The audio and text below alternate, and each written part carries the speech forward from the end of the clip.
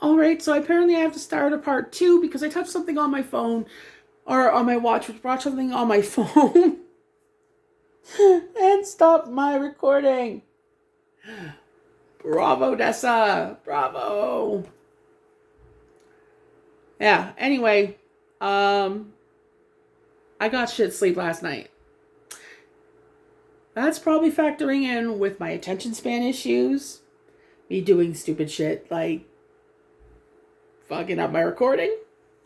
I mean, it's there, but now I'm going to have to do it in 2 parts because I can't edit yet. So, the the B, yeah, I already said the attention span. You see, this is what 4.5 hours of sleep look like. I feel mostly okay, but my brain is fucking protesting.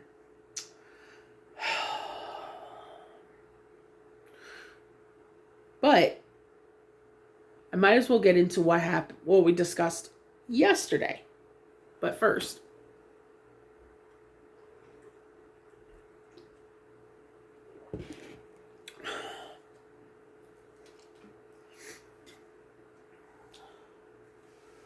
okay.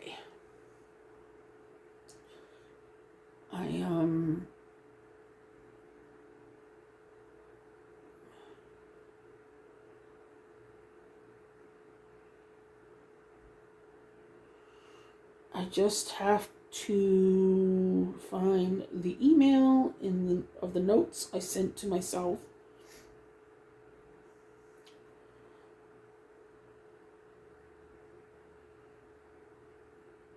Especially since there were some articles that I sent over to Matthew and I was waiting for him to get back to me.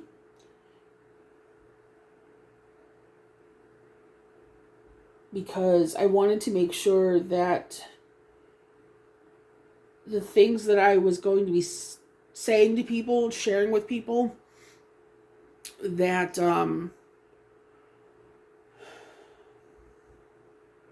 that it was things that would actually be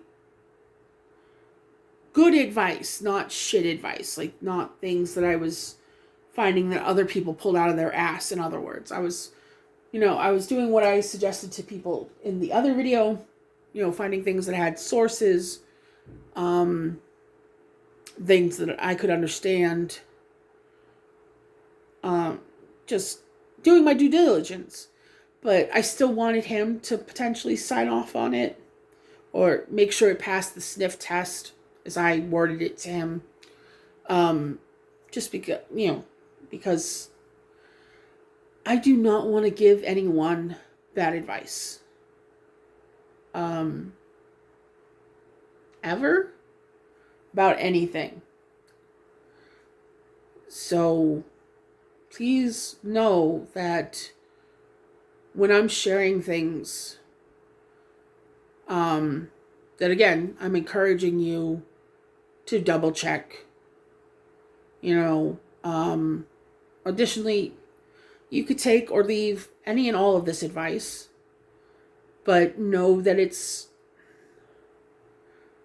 I don't know you, but I care. And so I'm providing this because I care. And just as much as I'm doing good, I want other people that are trying to do this to do well as well. That was too many wells, maybe? I don't know. I do. I want, if anyone else wants to do the weight loss journey, I want them to succeed. I'm not going to be some sort of hater. Is that how she says it, with a D? That's just not who I am. I don't even like saying that word. The 4-letter H word. I only reserve that word for when I think the definition actually fits how I feel about something or someone. Because people, they just they use it way too much.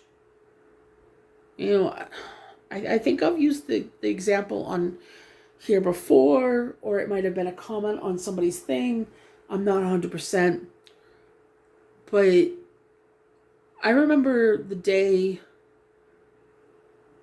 that made me realize that I didn't like the way people use that word.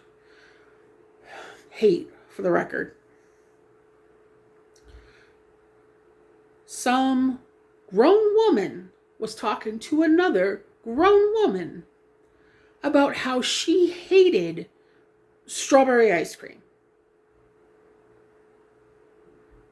First of all, it wasn't even a weird thing. It wasn't rum raisin, which I actually like. It wasn't, pistachio, which I also like.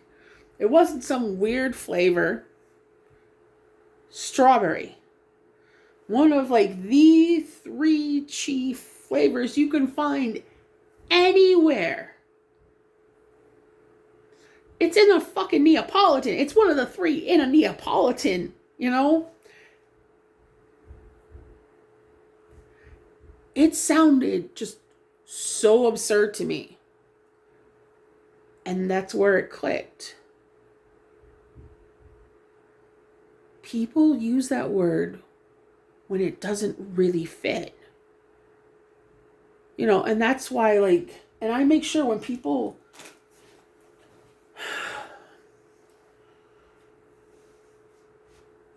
insinuate that I hate something, I will correct them quickly. Because I don't like words being put in my mouth. It's kind of a pet peeve of mine. But that's not how I feel. And I don't want people to think that even for a moment. Like with avocados. That's kind of the thing I dislike the most. And that's because of the mouthfeel. The taste to me seemed I didn't really taste much to it when I tried it. But it was that mouthfeel that got me. It was like I just swallowed a spoonful of oil, but first I swished it around in my mouth. And so for that reason, I really don't like avocados. I will avoid them as much as I can. If given the choice, I will not have cilantro in my food.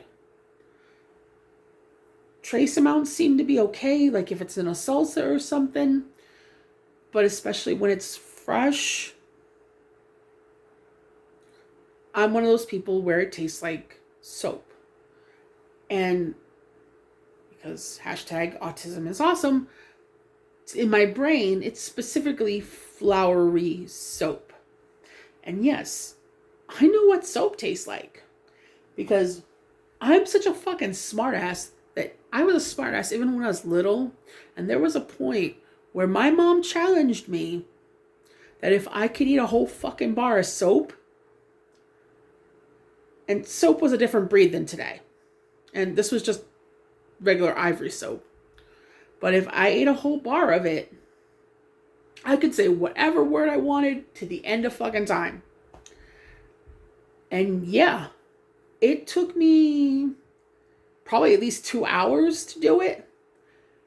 And oh my God, for the next week did I destroy toilets.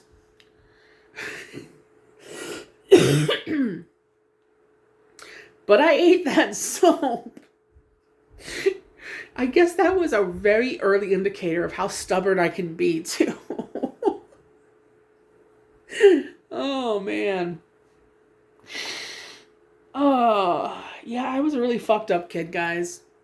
I apologize. So yeah, I have some experience in tasting soap. And so when I tasted fresh cilantro, that's what my brain told me. And I did not like it.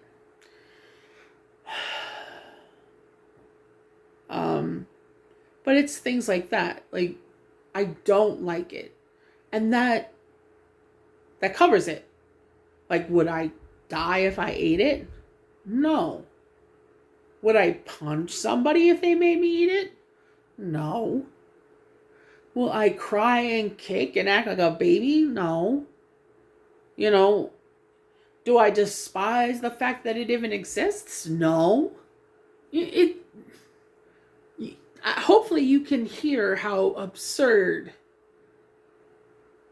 and that's why I don't like to use the word hate to describe something or someone. Or I should say, describe how I feel towards a something or a someone.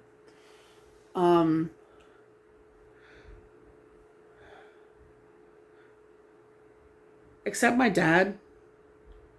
I don't know if I hate him, but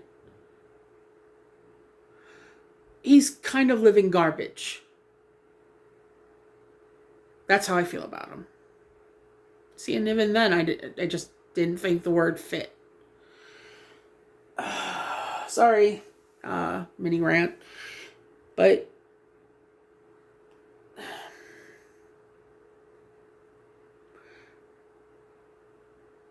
sometimes I just think about this stuff and how much it bugs me, and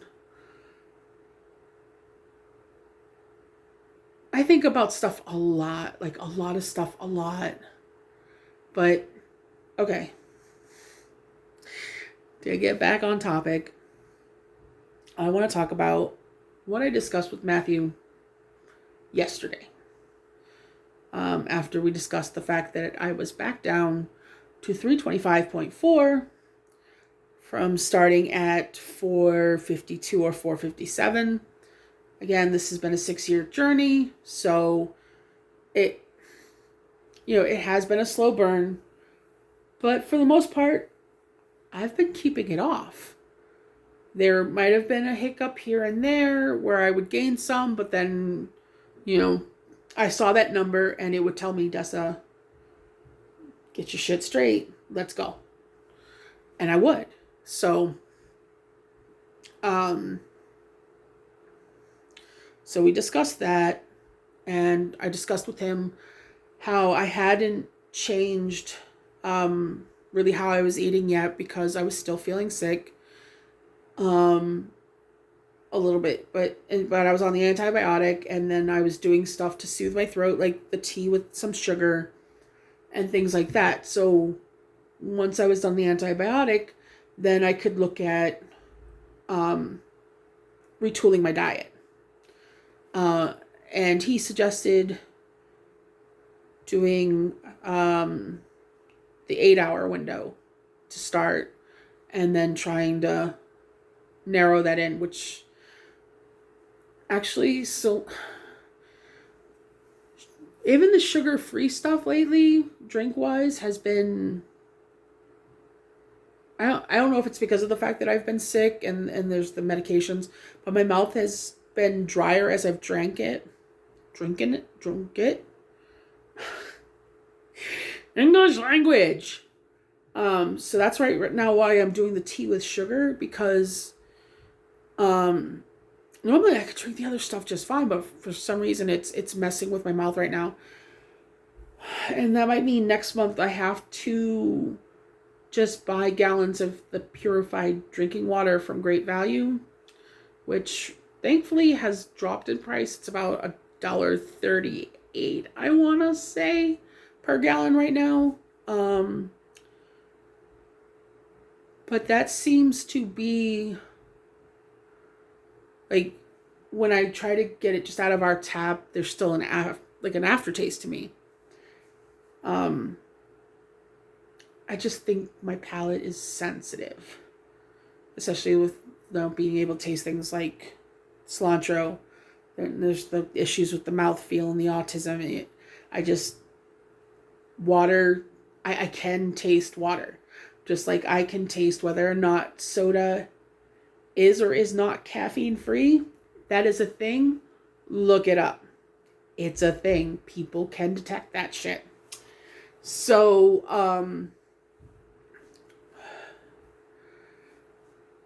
drinking more water during the course of the day has helped me a lot, especially in understanding that sometimes when you're feeling hungry, it's just your body saying you're thirsty. So usually I'll drink first before anything else. Wait a half an hour. But if my stomach is starting to growl, then I know what's really up. That sort of thing. Like, I listen and pay attention to my body. Ever since the CIDP, that's what I've learned to do. And I've actually been pretty successful in it.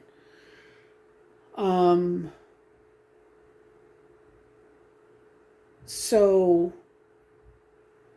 the idea is to start changing into a fasting window because, as I said in the other video, sleep counts to that fasting window. So now I won't feel bad sleeping through some of it because it counts.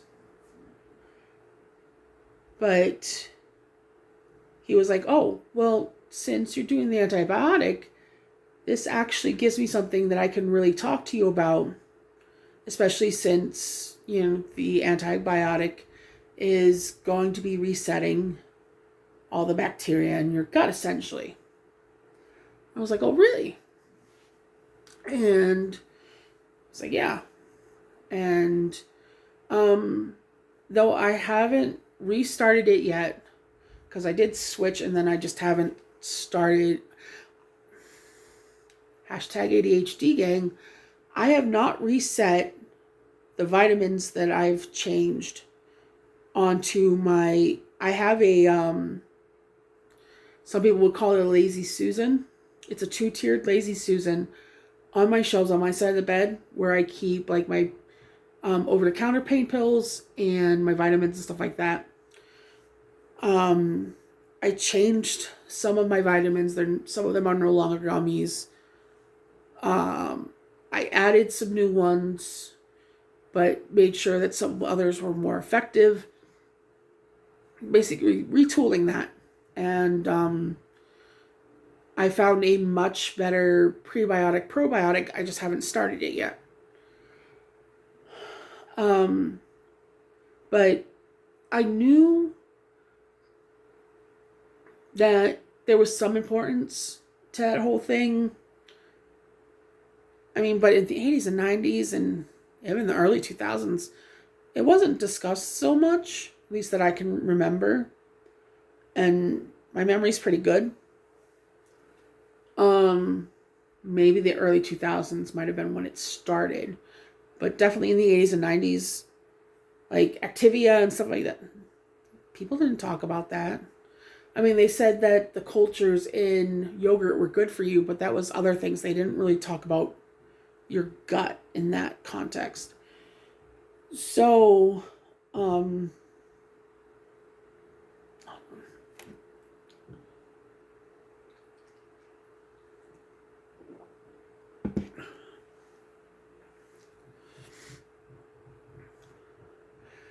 so he discussed with me 2 specific bacteria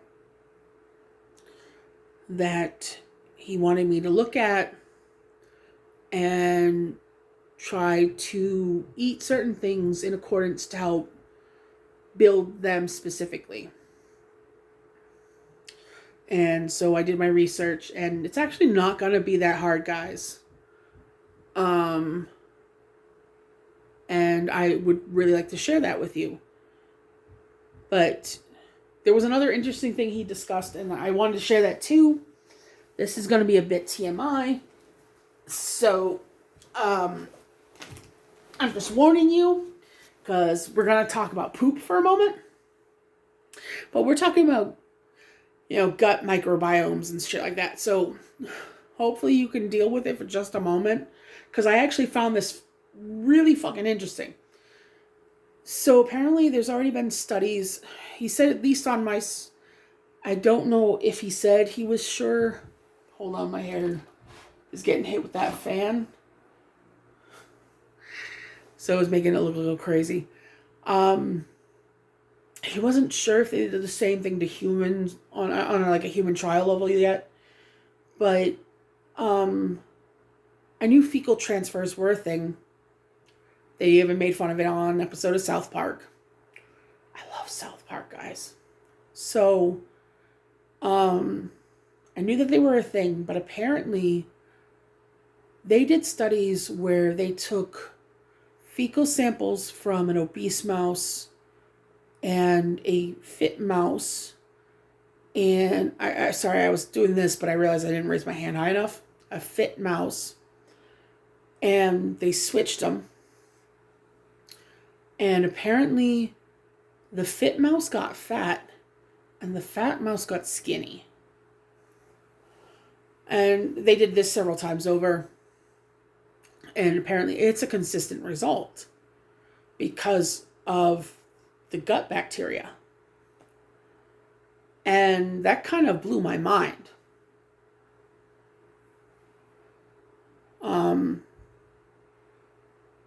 Because, well, first of all, it has to make me consider whether or not I would want to get a fecal transfer. And in the end, if it was offered to me, I'd try it. Especially before bariatric surgery, yeah. I'd give it a shot. I'm not going to lie. Because that bariatric surgery, it has its own risks and everything else. So, yeah. I'd give it a whirl. So, no shade or shame at all to anyone else who has actually gotten them for whatever reason you've had to do a fecal transfer. No, none at all. No shame, no shade. But yeah, so I think I'm going to leave things there as far as talking about poop. But again, found it super interesting. Hopefully you did too. And it also really shines a light on the importance of the bacteria in our gut and how it's going to help us lose weight. Or if you're just watching this for curiosity's sake, or you know somebody, I mean, share this with them. If you're already a thin queen, good for you. You might want to consider this anyway and stay that way. I mean, you're probably already doing this anyway, so at least you'll know you're doing good for yourself. Enough of my rambling, right?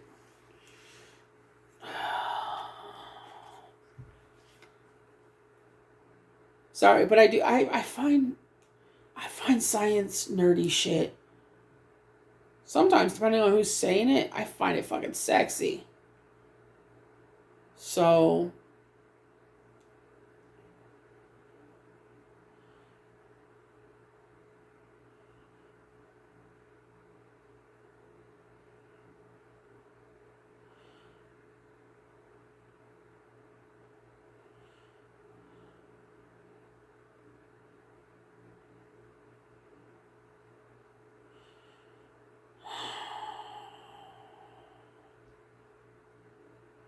sorry, there's still drama going on YouTube. I know, what a surprise, right, guys?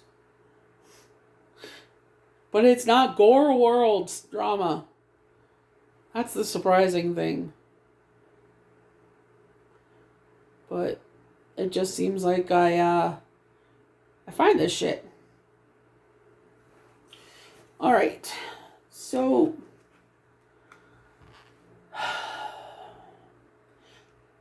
the first one I'm going to talk about is apparently, I'm going to say it's pronounced Akkermansia, Munciphilia, and that is spelled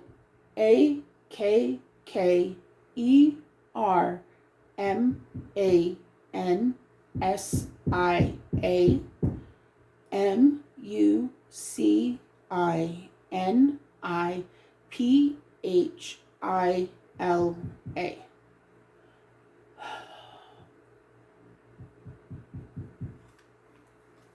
The banging's now coming in that direction, not far overhead, so I apologize.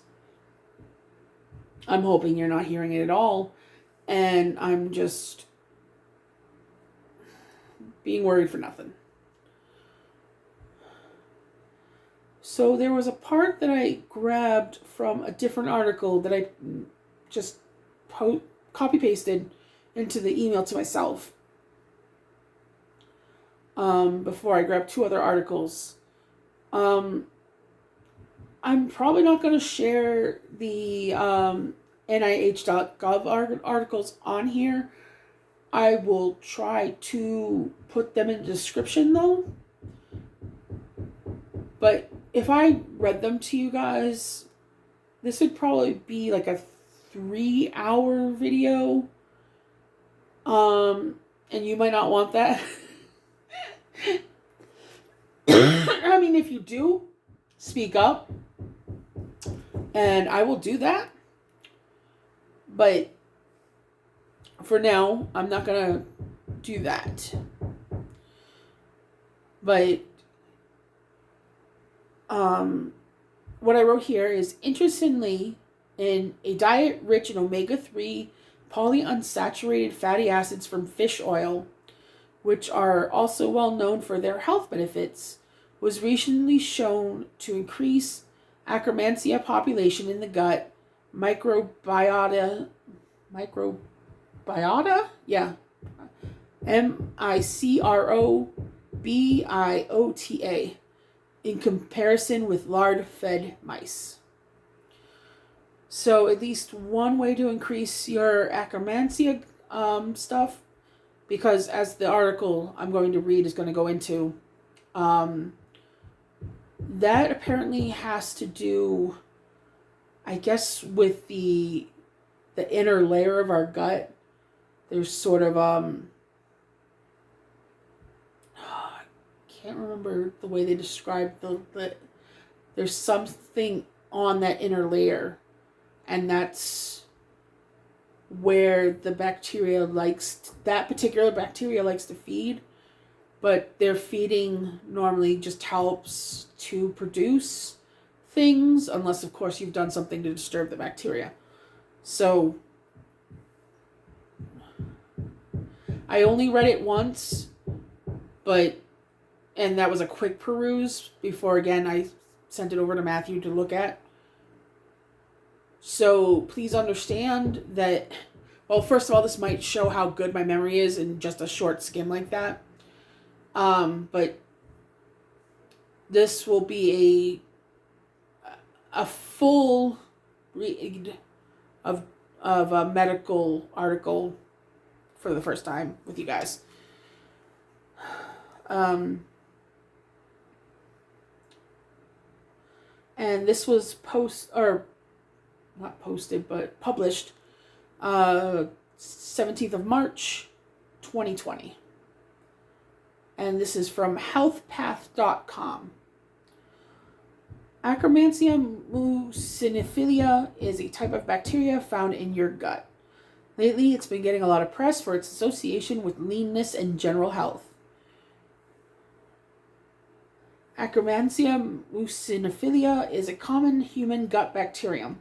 Discovered not long ago in 2004, this commensal, COMMENSAL, but they have in parentheses friendly microbe. It makes up 1 to 4% of our total gut microbes. Sources AEM. We all have thousands of species of bacteria in our large intestines, along with viruses, yeasts, and other microbes. This diverse community is known as our microbiome.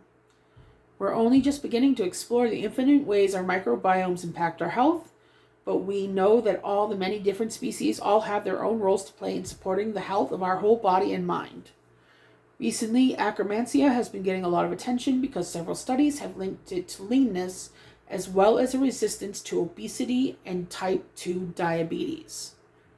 So for especially those of you that might be, pre-diabetic or, recovering fatty like me, pay attention.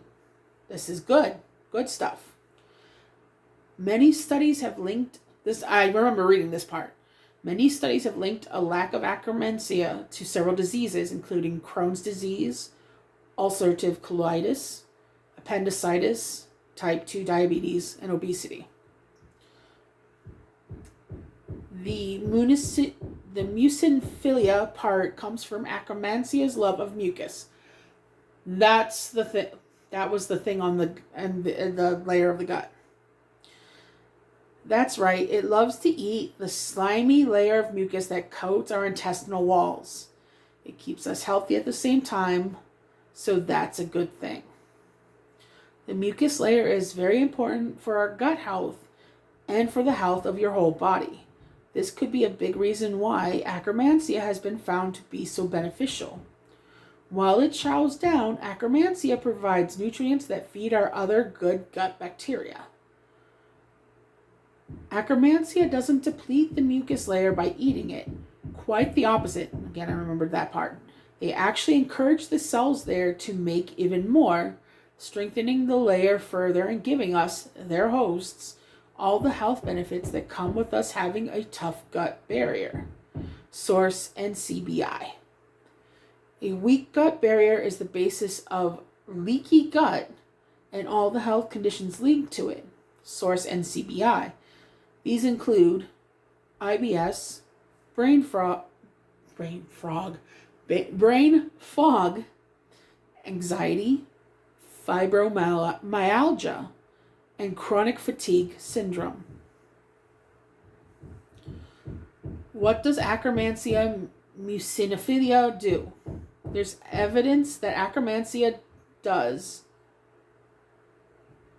reduces, I added that does and now doesn't fit. Strike that.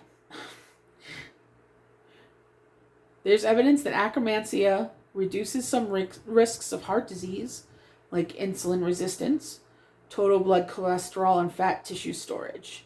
Source OUP. Reduces signs of liver dysfunction and inflammation. Source Nature. Strengthens the lining of your intestines. Source NCBI. Produces short chain fatty acids, an energy source for other gut bacteria. Source Science Direct. Regulates your immune system. Source NCBI. And prevents weight gain. Source Frontiers. How to increase Akkermansia mucinophilia. I'm sorry, guys. The best way to increase Akkermansia is to up your intake of polyphenols and oily fish. Polyphenols, source Frontiers, oily fish, source NCBI. I will, even though I'm reading the two articles in this video, I will be posting those ones as well because, again, they have sources and you can click and read these sources. I'm just sharing where they cite sources as I'm reading, just so you guys can hear that there are sources. Polyphenols. Polyphenols are nature's own food colorings found in fruit and vegetables. Akkermansia loves them. We already knew that polyphenols reduce inflammation and to help prevent many diseases, so the fact that they increase Akkermansia is even more reason to eat the rainbow. Basically, the more colorful your plate, the more polyphenols are on it. Your dinner should be a feast for the eyes as well as your stomach. Polyphenols are powerful antioxidants that fight free radicals, chemical compounds that have been linked to multiple diseases, including diabetes, heart disease, and cancer in your body.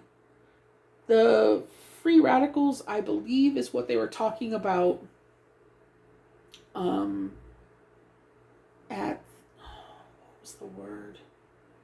The seminar I went to, where I actually first heard Matthew speak, actually, where they were talking about the links between obesity and cancer. And the free radicals, basically, they help to feed cells, even the abnormal cells that have the chance of becoming cancer cells. That's what they're discussing here. That's why I encourage people. I'm not going to be a health at every size person or whatever. Understand that when you're doing the whole obese thing, you're running risks to your health. And you just need to understand that. If you're good with it, you're good with it. But I wasn't, and that's why I'm changing things. And that's why I'm providing information to help others change things.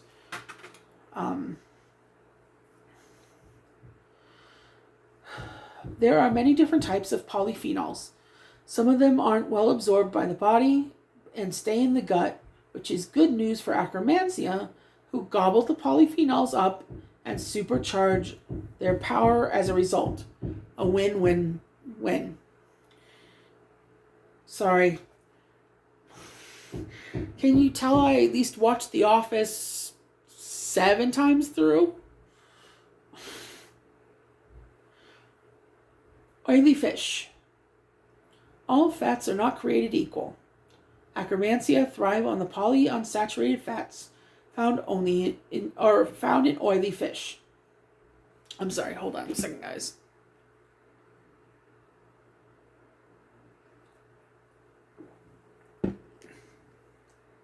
Because I've been here by myself, I haven't been talking out loud much. So I didn't realize my throat was still kind of recovering too. Akkermansia thrive on the polyunsaturated fats found in oily fish, but they aren't so keen on the saturated fats found in animal foods. I think they mean like beef, chicken, that sort of stuff. The study revealed this information fed two groups of mice different diets with different fats, one with lard, one with fish oil. The fish oil group grew more Akkermansia, while the lard-fed one actually lost some of theirs. The study went further. After clearing a new group of mice of all of the bacteria with antibiotics, some were implanted with stools from the lard-fed mice and some with stools from the fish oil-fed mice. This is what Matthew was talking about. Both groups were fed with lard, but the mice implanted with the stools from the fish oil-fed mice showed increased levels of Akkermansia despite this. This tells us that having a strong community of Akkermansia in our guts can protect us from the effects of a less than ideal diet, at least temporarily. So, definitely pay attention. The mice implanted with stools from their fish oil-fed friends also showed reduced levels of inflammation when compared to the other group, source and CBI.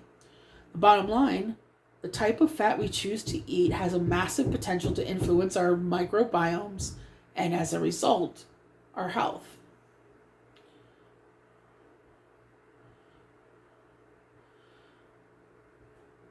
So the article also continues to say that the best Akkermansia, that someone said they're covering Akkermansia supplements, and they're outright saying at the top, the best Akkermansia supplements don't come in a pill, powder, or liquid.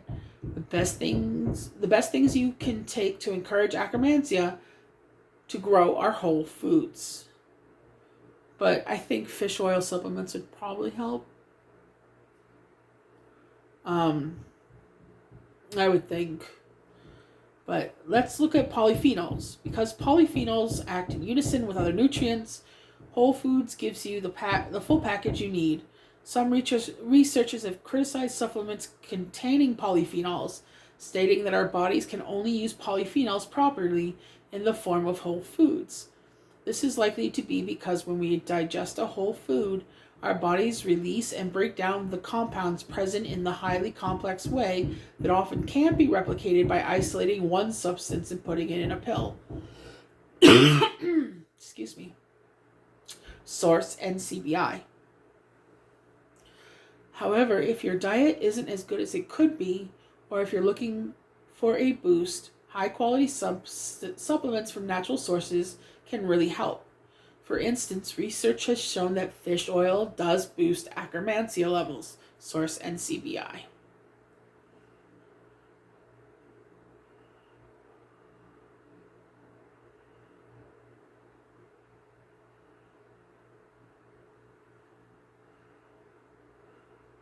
So there's actually an image here breaking down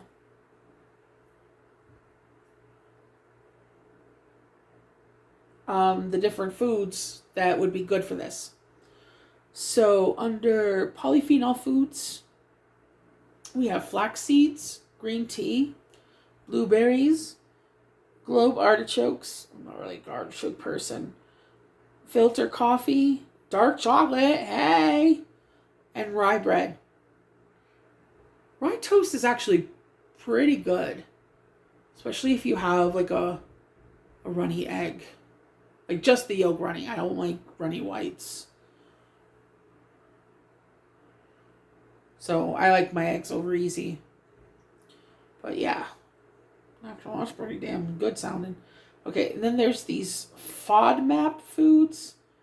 Not sure what FODMAP means, but it looks like an acronym, FODMAP. But it's wheat, garlic, onions, apples, apricots, cauliflower, and leeks. Shit, garlic and onions, I put on so much of my food. Let's go. I do like apples and apricots also. Meh, on cauliflower. I should get more leeks. Leeks are awesome in soup. And then the oily fish section.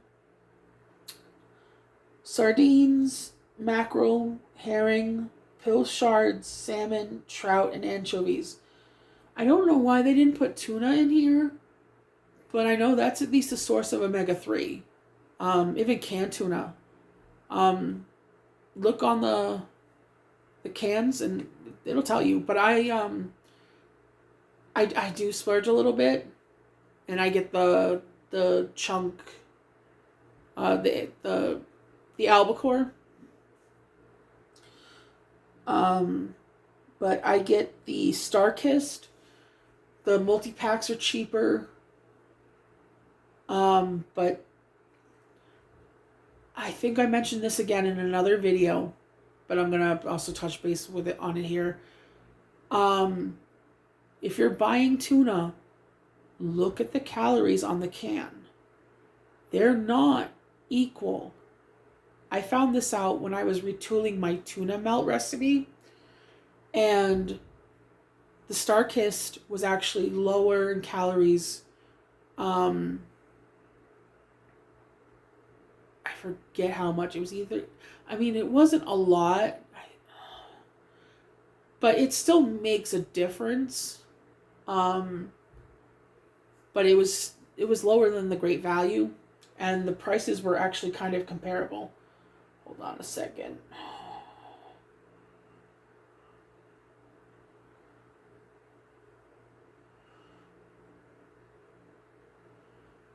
Let me check out Walmart real fast because that's where I bought it. Star-Kissed tuna. Oh, it's even cheaper right now. For those that might be interested and that have a Walmart in the area, a 4-pack can set of Star-Kissed solid white albacore tuna and water My Bostonian just slipped out hardcore there.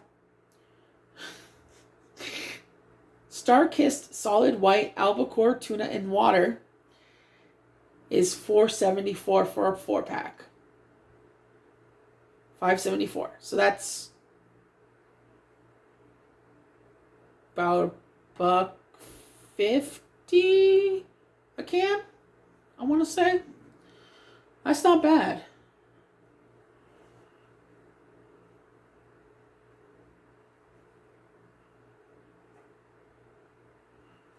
Yeah, theirs is 110 calories per can.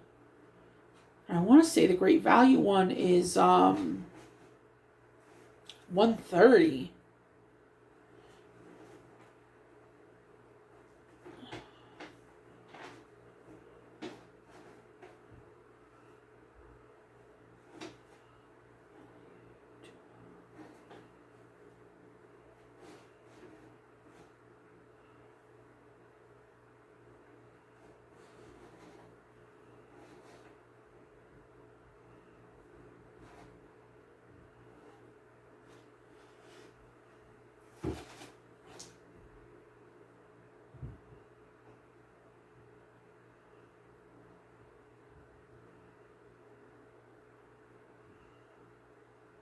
They're not even doing a 4-pack, by the way, right now of the Great Value stuff.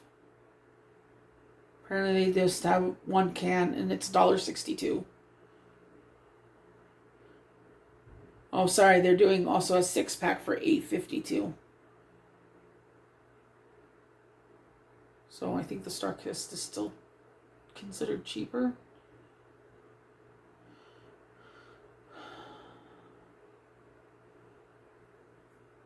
I stand corrected. It's 140 calories. And one can is one serving, by the way, on both of these. So Great Value, solid white albacore tuna in water is 140, where the Star-kissed is 110. That's a 30 calorie difference. That's not nothing.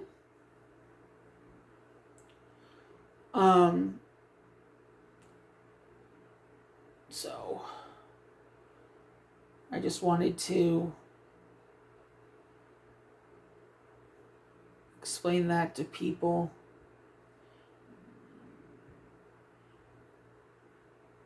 I hope no one just heard my stomach growl. And yeah, their thing says wild caught, soy free, gluten free, dolphin safe, and omega 3s on the Star-kissed. They apparently also have a low sodium, but they only do it at one can, and it's $1.47, which is still cheaper than the Great Value right now. So just so you know.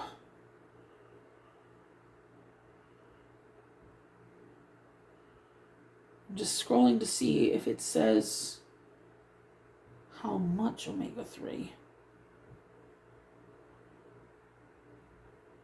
Fortunately, it does not.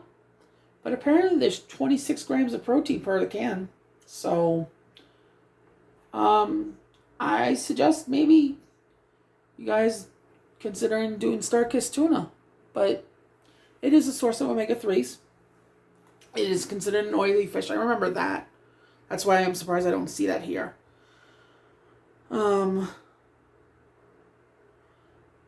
But again, you can do a fish oil supplement. And for those that are concerned about the fish burps, they're lower in omega 3s, but Amazon has, through, I want to say their Amazon Basics brand, but they have a gummy omega 3 vitamin that actually tastes really good. That's what I was on before I switched to a stronger omega 3.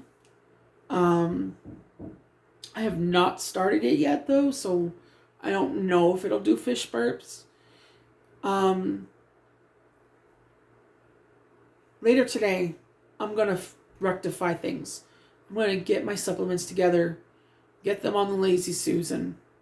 Stop being lazy, Dessa. And I'll start taking them. And then at the beginning of the month, I'll update people and at least show you what I'm taking and my opinions on them.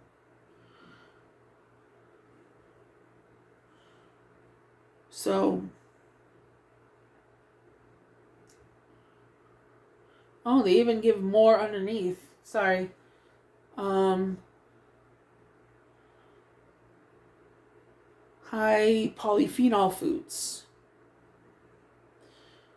And they have the, let's see, polyphenols make foods taste slightly bitter or sour. That's why tea that's been brewed a long time tastes bitter. The polyphenol levels rise the longer it steeps. I left my fucking bags in this. And I made this before I went to bed at like 5:30, 6 o'clock in the morning. So apparently I'm doing it without even knowing I'm doing it. Fucking A. The grassy taste of a strong olive oil or the bite of red wine are good examples too. There's a good reason for this. In nature, the bitterness wards off insects who want to attack the plant. There are over 8,000 types of polyphenols. Some examples are resveratrol, resveratrol,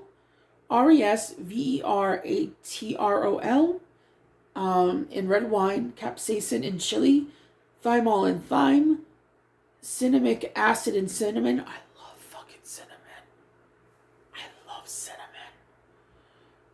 And rosmarinic acid found in rosemary. The amount of polyphenols in foods depends a lot on the soil it was grown in, how ripe it is, and how it was farmed, transported, and prepared. So the following list is just a guide. Sorry, guys.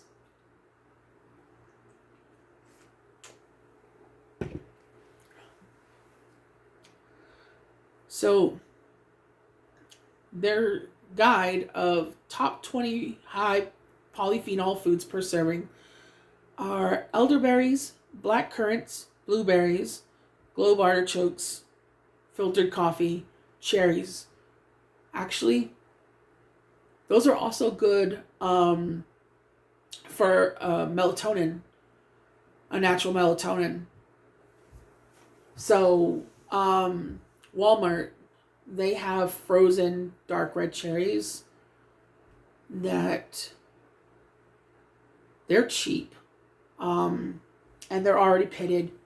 I've never had a pit in any of them that I've done. And they're great. They really are. I can just eat them straight up. So, if you like cherries, I highly suggest it. Strawberries, plums, raspberries, flax seeds, dark chocolate, chestnuts, black tea, green tea, apple juice, apples, rye bread, hazelnuts, red wine, and soy yogurts. Though they spelled the yogurt wrong. Or weird. Sorry. They spelled it the YOGHURTS way. It looks wrong to me. Other common high polyphenol foods include grapes. Probably the darker grapes would be higher still. Like the green grapes, not so much, but like black or red. Olives, spinach. Look at spinach, yeah. Prunes and peaches. Generally, the darker the better. So go for black olives and grapes over green.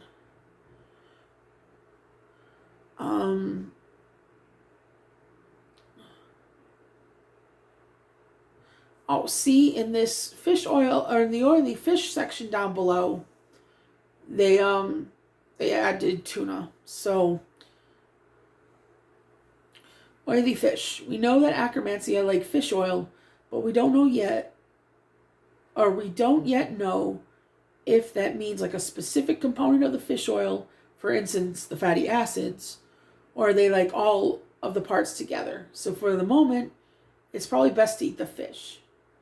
And the experiment mentioned earlier, that reminds me, I think my omega supplement isn't just omega-3. I'll double check that in a second.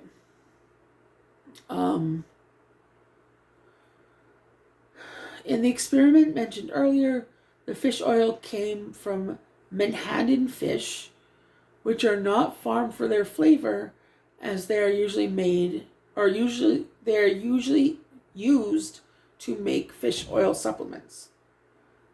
Fish oil is controversial right now, with some scientists claiming that the benefits have been overstated.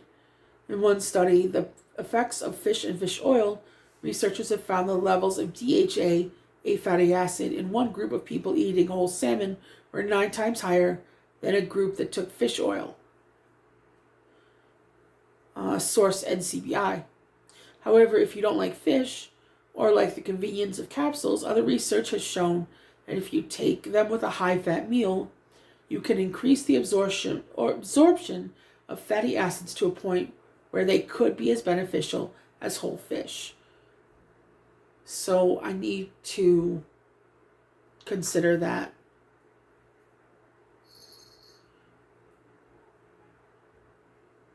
Maybe having like a snack with it with some sort of peanut butter.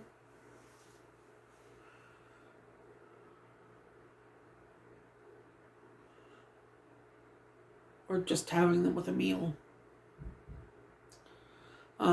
If you're a fish fan, try including 2 or 3 servings of these per week. Sardines, mackerel, herring, pilchards, salmon, trout, anchovies, swordfish, and tuna.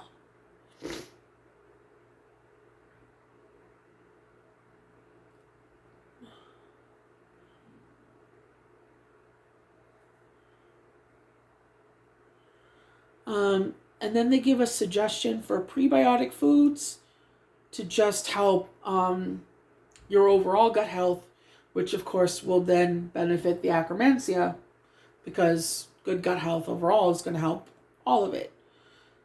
So, in addition to polyphenols and fish oil, make sure you add prebiotic foods to your daily menu.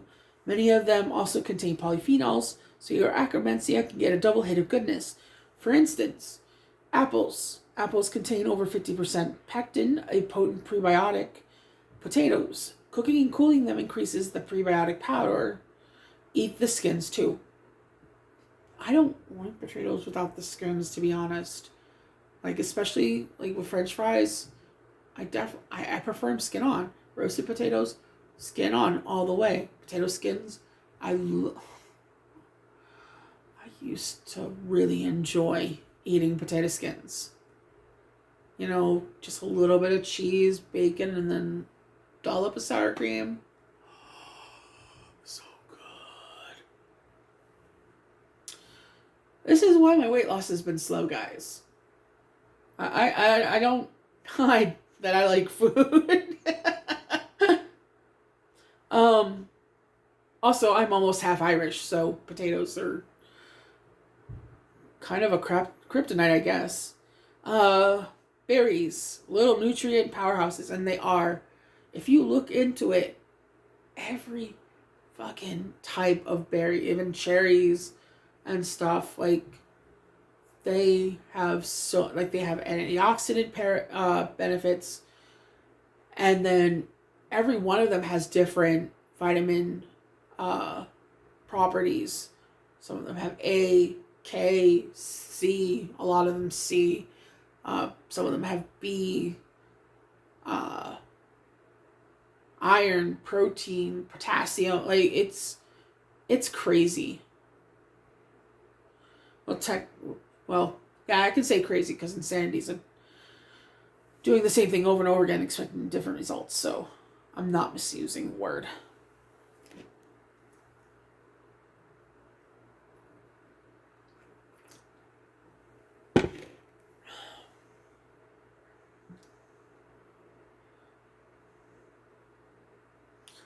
Where is Akkermansia found? Akkermansia has been detected in the large intestines of babies as early as a few weeks after birth. Research has found that once there, it's likely to remain throughout your life.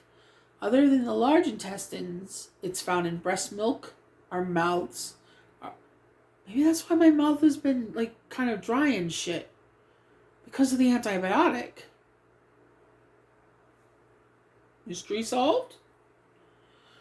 Our pancreas, our small intestine, and our appendix.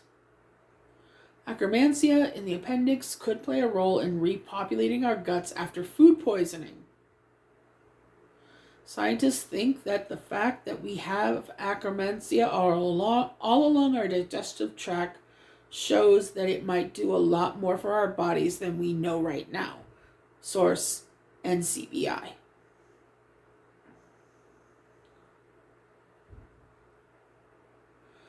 Key takeaways from this article, by the way, was written by, I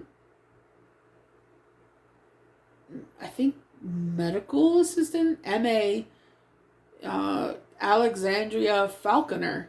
Oh, what a cool ass name, Falconer. A registered nutritional therapist specializing in IBS and related conditions. A graduate of Brighton's College of Neuropathic Medicine, she's committed to fighting the root cause of chronic illness and bringing functional medicine to everyone who needs it. So, she has some credentials, folks. So yeah, key takeaways. We don't know for sure, but it's likely that most of us carry Akkermansia in our guts. It appears that the higher level of Akkermansia, the better our resistance to a wide range of diseases. Initial research is telling us that it benefits us mostly through its ability to consume and produce mucus, strengthening the walls of our intestines. You currently can't buy Akkermansia in a probiotic. So even though I have a probiotic, it's not going to be one of the strains in there. And you can't find it in anything apparently. So keep that in mind, folks. You can encourage it to grow by raising your intake of polyphenol-rich foods, fish oil, and prebiotics. For a bigger picture on how raising your Akkermansia level could improve your health, talk to a functional medicine practitioner or a registered nutritional therapist.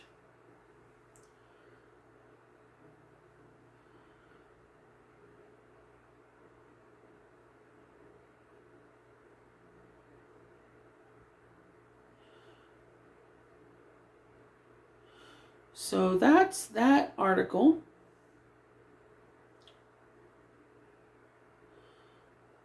And that's just the one of two that I want to share with you. I'm sorry this video is going to be a little bit long, but hopefully it's been good, informative stuff with a little bit of humor thrown in.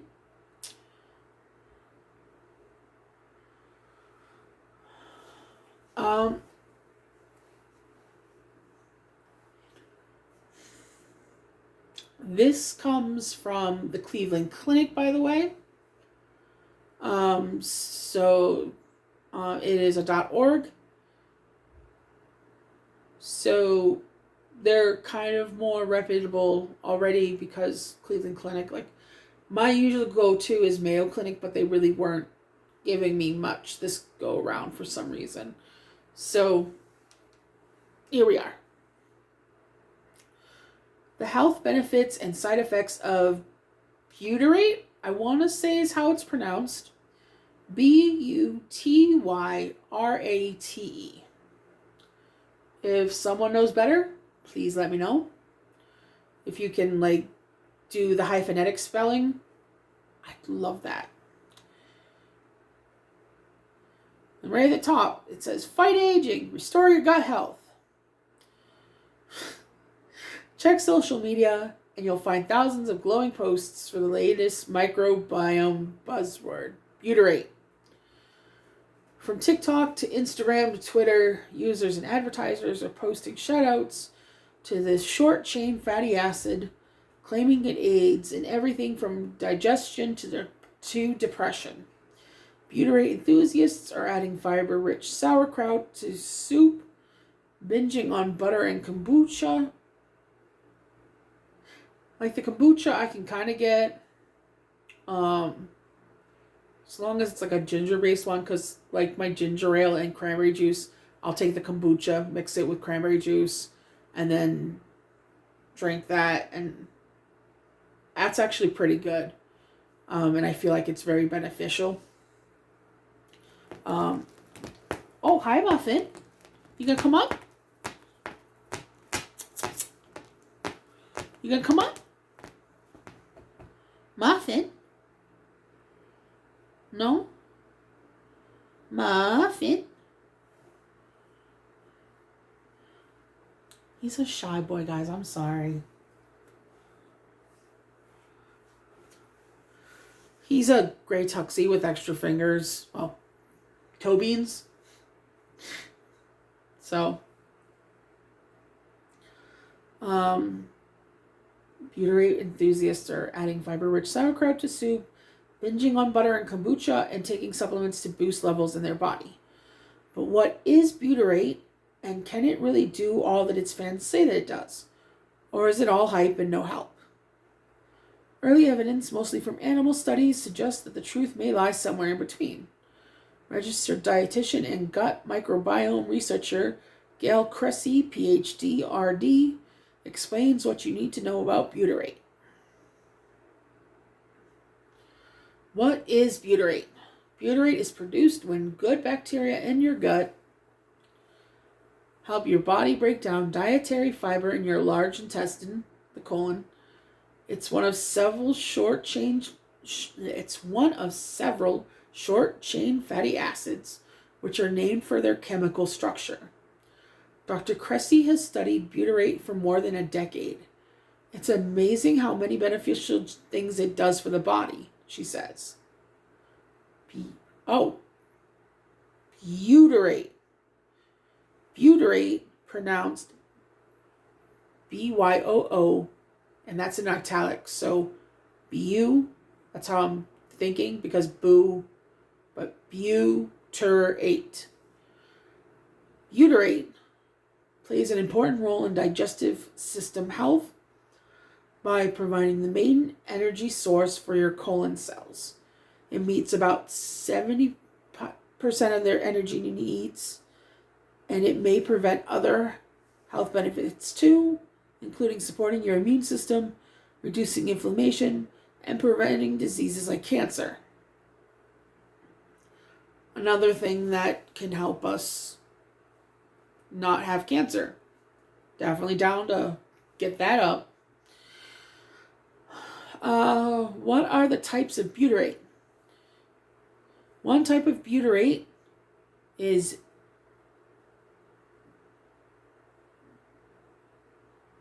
butyric or butanoic acid, a chemically modified version of butyrate, sometimes used in foods and supplements.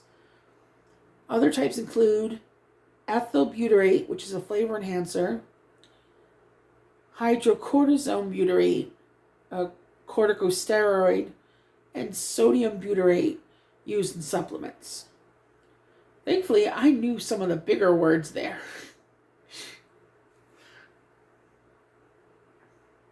Where can I find butyrate? Butter is a good source of butyrate, but you'd need to eat far more of it than is recommended. It's high in saturated fat and can raise your risk of cardiovascular disease. Instead, boost your body's butyrate levels by increasing your daily fiber intake with plant-based foods. Because your body doesn't break down fiber during the digestion process, it's left for your gut bacteria to break down. Your healthy gut bacteria produce butyrate from dietary soluble fermentable fibers that only they can break down. Other sources include prebiotics and supplements that are high in fiber.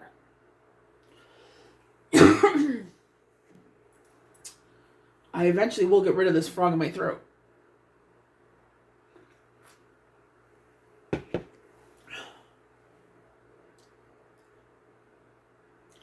Foods to enhance butyrate production. You can promote butyrate production by consuming foods high in fermentable fiber.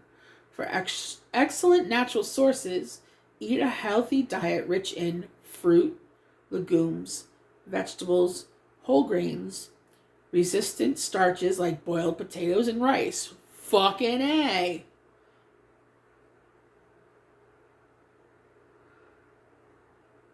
Let's break down some of these categories a little bit further. Fruits. Many fruits contain fermentable fibers, including apples, apricots. Those overlap with the Akkermansia. Bananas, kiwi, pears, raspberries. I like all those fruits, honestly. Veggies and legumes. Veggies and legumes high in fiber include artichokes, asparagus, broccoli, fuck yeah. Carrots, also fuck yeah. Chickpeas, yeah. Garlic, green peas, leafy greens, onions, potatoes, and turnip greens, fucking yes. I could eat almost all that shit. Not the artichokes and asparagus, ain't for me, and I don't want to smell that fucking pea. No way, no way. Also listed, full-fat dairy products. It's wise to consume these foods in moderation, no more than 5 to 6% of your total daily calories, because they're high in saturated fat and cholesterol. They include butter, cheese, ghee, and any type of animal milk, cow, sheep, goat, etc. If you don't consume much fiber, add it slowly to your diet and drink plenty of liquids to maintain hydration. You may experience some gas or bloating, but it'll begin to subside in a couple of days, says Dr. Cressy. There's something I keep on hand. Hopefully Amazon still carries them. But Rolaids does a combo of antacid and anti-gas. And I take those. It's one of the things on my Lazy Susan, in fact. And it's just every once in a while I need it. And it's for either one thing or the other. And I like that I can just take it and it's all going to be settled. They're chewable, chalky things. So if you like Necco wafers, you'll be set. Some of you might not even know what the fuck Necco wafers are. Oh, fuck, I'm old. Okay. So yeah, if you start following this stuff and you start feeling gassy, I mean, because I've heard things like Beano are really fucking expensive. And I think the Rolaids things I get for like $3 on Subscribe and Save through Amazon. So, yeah, that's what I would suggest. If you eat a lot of fiber and don't drink a lot of water, you can get really constipated. Any mom will tell you that, by the way. She says, also look at your urine. Aim for a light yellow throughout the day, which means you're adequately hydrated. Actually, the clearer it is, it'll also mean the less glucose sugar is basically in your body. So you want to aim for your pee being as clear as possible. You know, make sure you're drinking lots of water. Not sugary drinks. Because once you cross that line from pre-diabetic into diabetic, it's it's pretty much, lifelong. That's how it read to me in my diabetes video. If you're curious, you can go click on that later. But that was from Mayo Clinic, and that's, again, how it read to me. And that's part of why I got my shit in gear when I became pre-diabetic, because I didn't want to be doing insulin and checking my blood and worried about all that shit for the rest of my life. And I saw a person once go through a diabetic coma.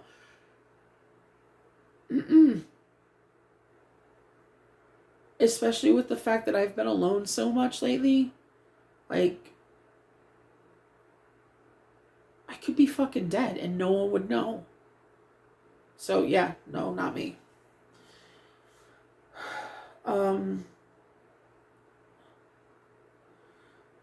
Butyrate and butyric acid supplements. Some supplements may encourage butyrate production, but you should talk to your healthcare provider before taking any. Most supplements use butyric acid and some kind of salt, but they haven't been proven to be beneficial. The best way to get butyrate is to eat fresh fruits and vegetables that contain soluble fermentable fiber, Dr. Cressy advises. Feed your body so it makes butyrate for you. What might lower my butyrate levels? You may have lower butyrate levels and a higher risk of infection or inflammation in your gut if you don't eat enough foods that help your body produce butyrate. You eat foods that lower the levels of butyrate producing bacteria in your body, like a low carbohydrate or high protein and or fat diet. These foods reduce dietary fiber intake, which means less butyrate. So then it means doing the whole keto thing, it might not be so good for you guys.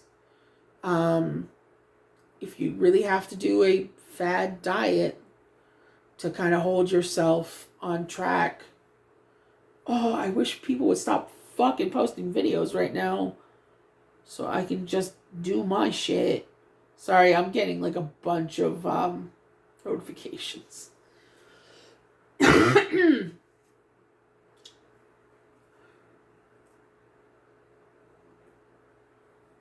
But the Mediterranean diet would probably help you out a lot here. Because that is, there's some oil usage, but it's usually like lean meats, fishes, and then lots of vegetables, garlic, and because it's Mediterranean, all that happy shit. Muffin, you rolling around?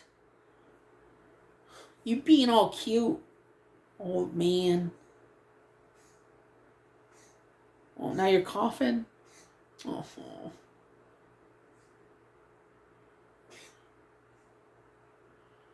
Little coster man. Okay. Your body is less able to produce and absorb butyrate due to certain medications, antibiotics. We discussed that. Or you have a disturbance in your gut microbiome due to chronic diseases such as type 2 diabetes. So basically, if you are diabetic and you're watching this, you're going to have to change your diet to something that fits this to help increase the butyrate, to help manage your weight, which will at least help you with your A1C and your glucose and stuff, which will be important for you. What does butyrate do for my body?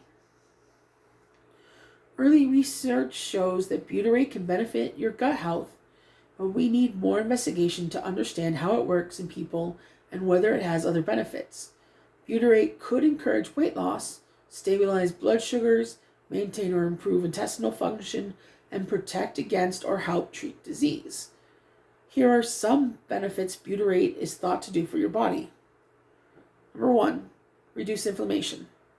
Studies have shown, and there's a hyperlink with some of these. That's why I haven't been doing sources.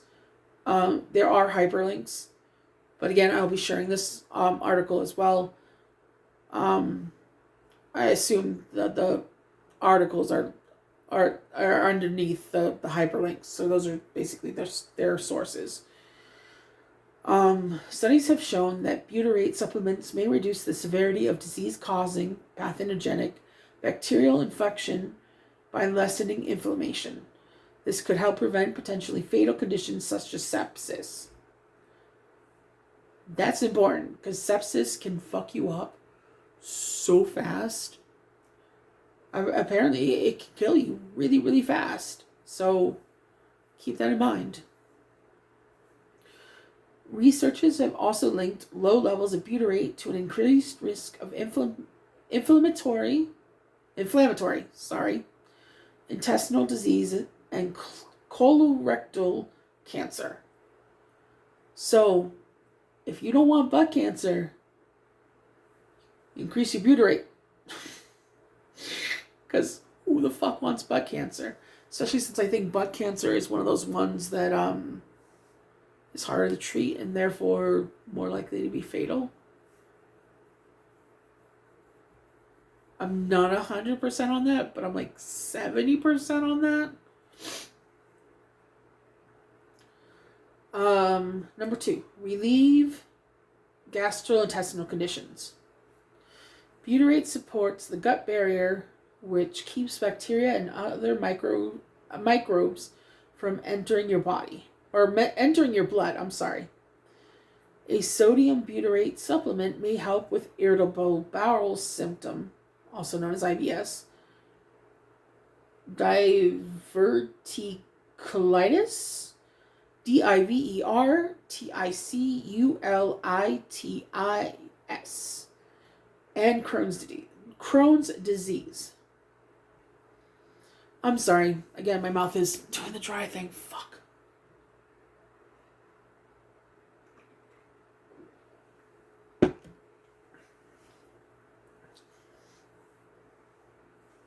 Oh, and you've probably noticed like the holes in this shirt. This is my just fucking around the house sort of attire. It's the stuff I wouldn't go outside the house in, but this is from the old apartment where we had a rat problem. So that's wretch. I've washed it at least a dozen times since we've moved here. So, I mean, there was no trace of rat on it besides the holes.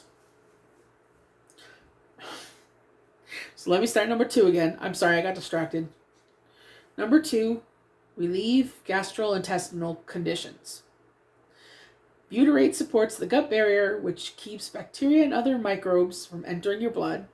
A sodium butyrate supplement may help with irritable bowel syndrome, known as IBS, diverticulitis, and Crohn's disease. In one study, 66 adults with irritable bowel syndrome who took a daily dose of sodium butyrate reported less abdominal pain. In another study, 9 of 13 people with Crohn's disease reported improved symptoms after taking butyric acid every day for 8 weeks. So if there are people watching this with apparently,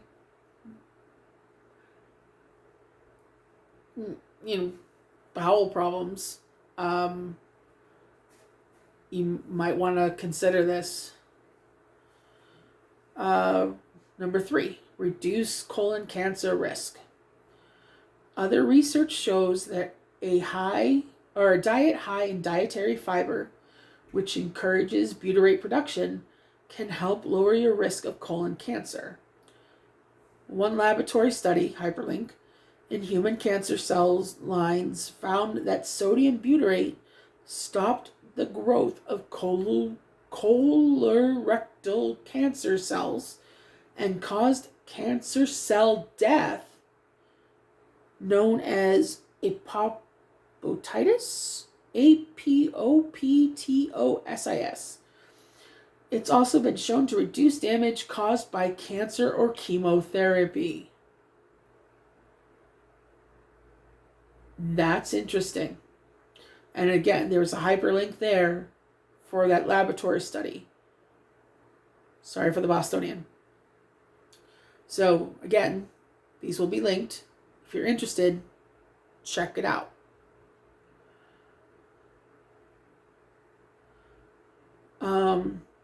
Number 4, increased insulin sensitivity. People with type 2 diabetes often experience insulin resistance and obesity because butyrate helps produce gut hormones that regulate blood sugar levels. It may improve these symptoms. That's what I was hypothesizing before. One study, hyperlink, showed the potential link between butyrate production and lower insulin resistance. So, again, a very important thing to keep in mind, especially, if you're diabetic. Number 5, protect your brain. Butyrate-friendly foods and supplements may improve brain health. Researchers have shown, hyperlink, that butyrate can protect your brain and improve its ability to adapt, known as plasticity. Other studies suggest it may help prevent or treat stroke, depression, and other diseases that affect the brain, like Parkinson's disease, hyperlink, and Alzheimer's disease, hyperlink. That's interesting. Very interesting.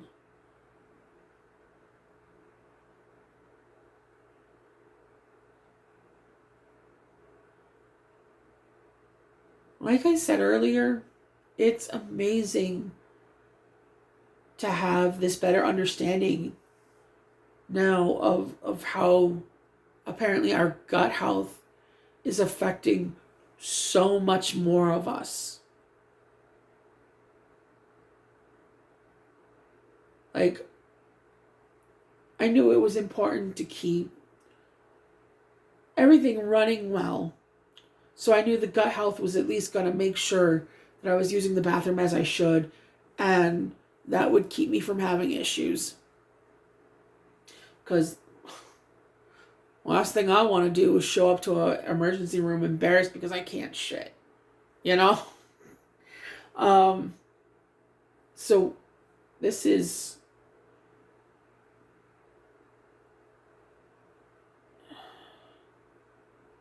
Well, it's awesome. I mean, I'm in awe. So this is really awesome to learn.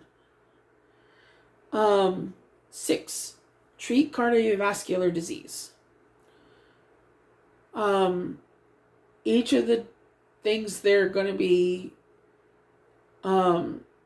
listing as far as conditions, they're all hyperlinked. I just wanted to say that now. Some studies suggest that butyrate may help protect your body against widespread cardiovascular diseases. Heart and blood vessel problems can increase your risk of atherosclerosis, atherosclerosis, heart failure, high blood pressure, and stroke.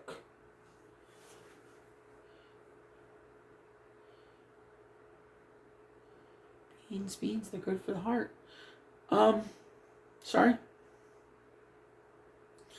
Number 7, enhanced sleep. The promise of butyrate extends all the way to your bedroom. Emerging evidence suggests that your gut bacteria are a source of signals that promote sleep. Hyperlink. A 2019 study shows that mice and rats who received butyrate showed a dramatic increase in non-rapid eye movement, also known as NREM, sleep for 4 hours after treatment. NREM includes important stages of sleep, hyperlink, for your physical and mental health.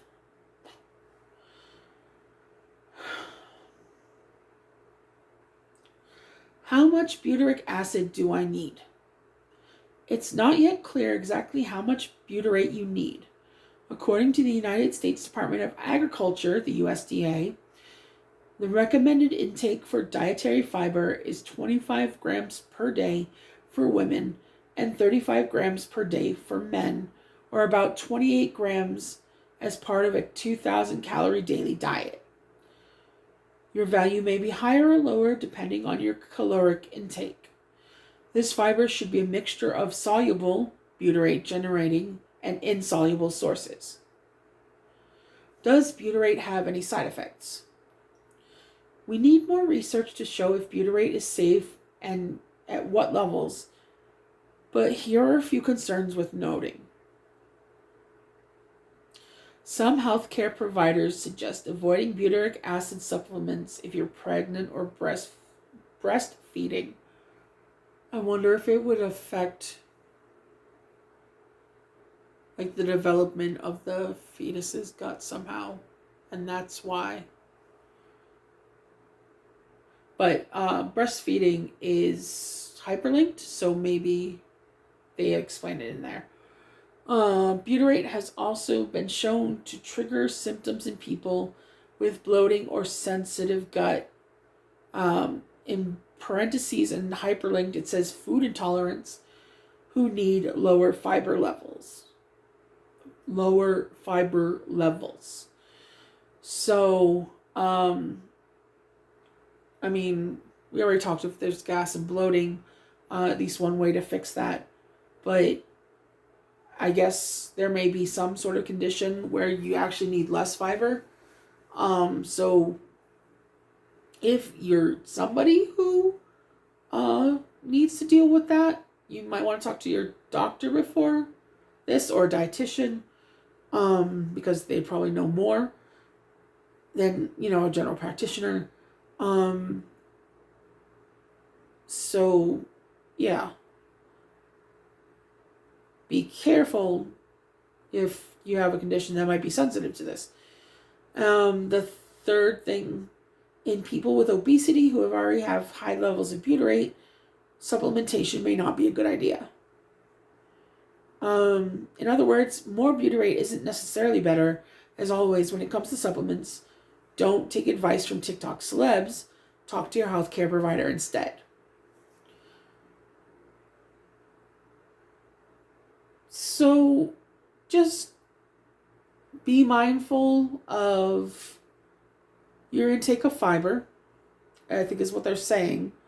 And they provide the general guidelines of how much fiber you should be getting per day. And at least making sure half of that is the butyrate generating sources, which we did go over what those were.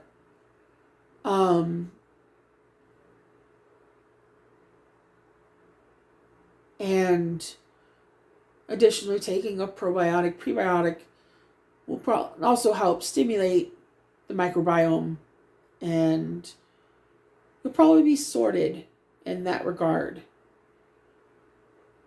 And again, a lot of the things on this list also overlap with the Akkermansia, so it's not going to be really hard to incorporate these, at least into my own diet.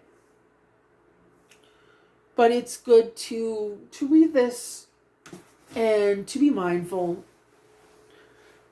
So I know that I should be incorporating them,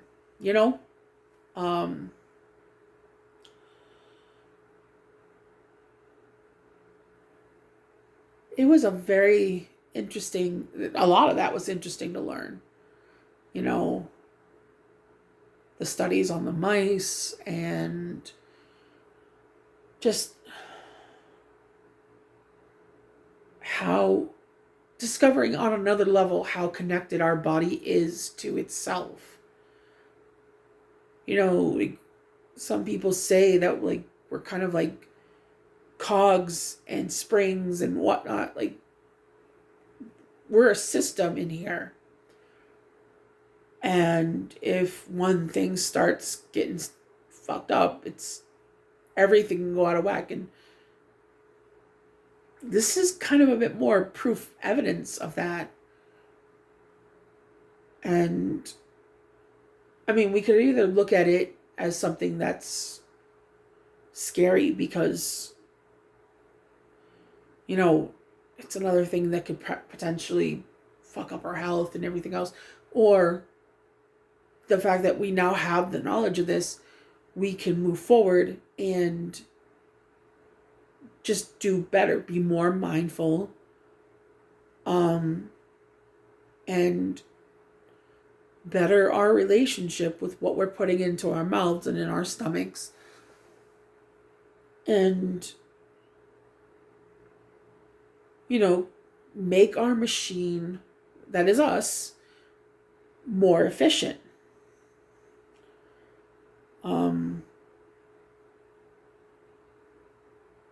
Yeah, I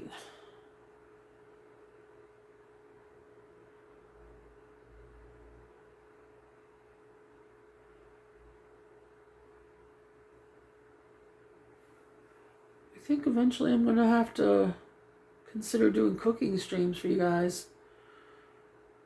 Of course, that may or may not mean I should maybe look about doing editing classes.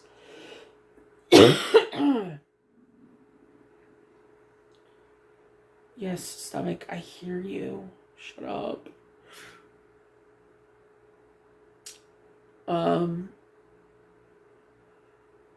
But, you know, it's not to sit there and just then stuff my face in front of you guys. I mean, though, it's not like I'd make myself a giant serving of something anyway, so maybe I could, you know, do that sort of thing and explain to you guys what it's like, you know, find recipes that help me incorporate these, you know, ingredients better and anything else I pick up along the way. Would you be interested in that? Let me know. Because I'd be interested to do it. I wish I had the money for like a good GoPro and I just fucking like attach it to my neck or something.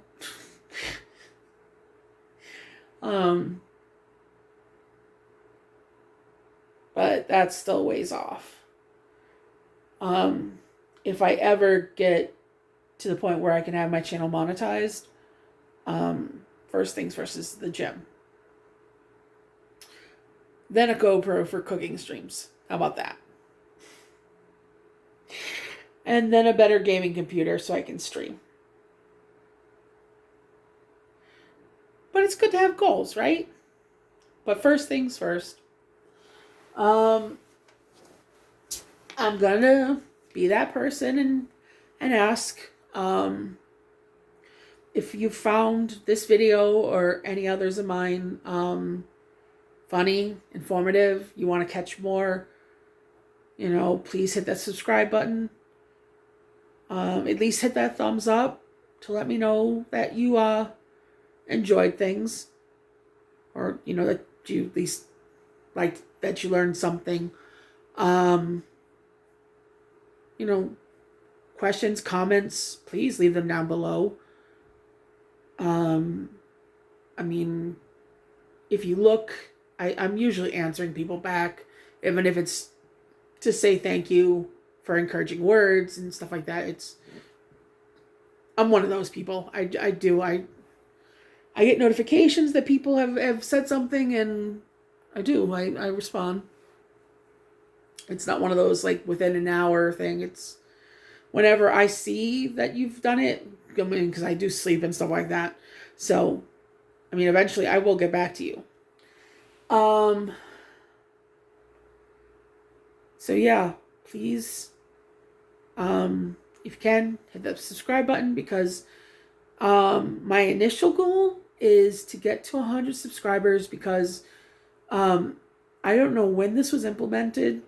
Apparently it wasn't always this way, but I want to change my channel name, but I need 100 subscribers to do it. And I want to change the channel name to Diary of a Reformed Fatty, because I think it kind of summarizes, my journey, the fact that I do talk more on here than just, my weight loss journey. Like soon I'm actually going to do some hair videos. I want to do the Mr. Snowflake Casey interview soon, now that I'm feeling better, because I don't want Amber to be let off the hook for the disgusting shit she's pulled.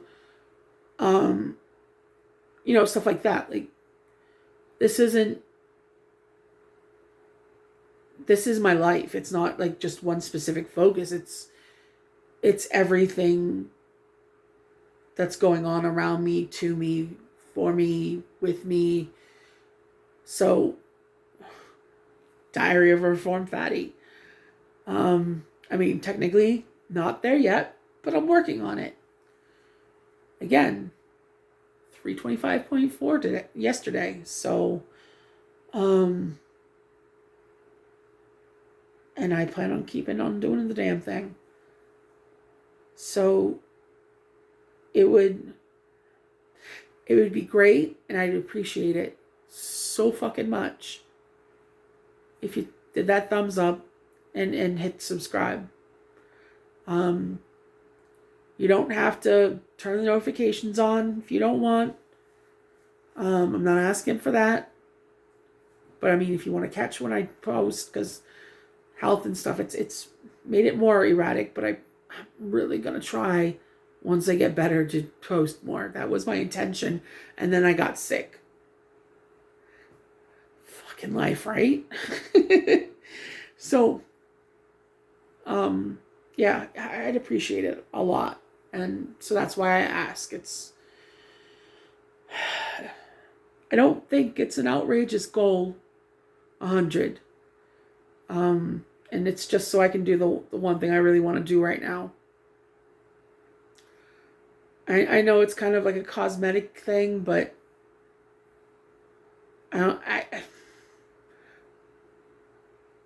I know people just seeing my name aren't going to really understand what this channel's about. And so changing the channel name, I think, will really help to get that across better. That's why I want to do it. So, yeah. It's almost the weekend. So, for any of you that have weekend plans, please be safe about it. Apparently it's supposed to be like near 50 tomorrow here in upstate New York. So, if you're going to have nice weather tomorrow, see if you can enjoy it. Hopefully it'll carry through the weekend, but who knows? I love you guys.